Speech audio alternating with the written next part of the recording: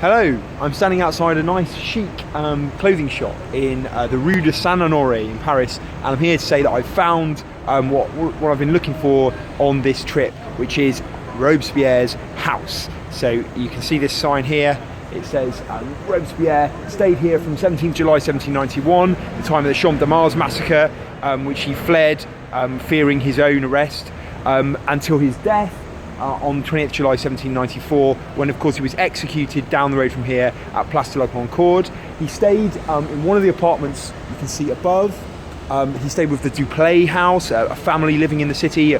Monsieur Duplay was a carpenter, a big fan of Robespierre's, a radical, and he lived there really throughout the kind of high political drama of the Terror. This was his place of refuge down the road from the National Convention and the Jacobin Club. But of course, you know, as I say, not mentioned in the plaque is the fact that he was executed, and in fact he was executed really on the orders of his old comrades on the Committee of Public Safety. So Robespierre, was not acting alone in the Terror. He had 11 other gentlemen with him who cooperated very closely with him and were themselves terrorists. But really, when they began to fear that he and his allies were cooperating against them, so people like Billaud-Varenne and others, they turn on him and they arrest him, and he's executed in July 1794.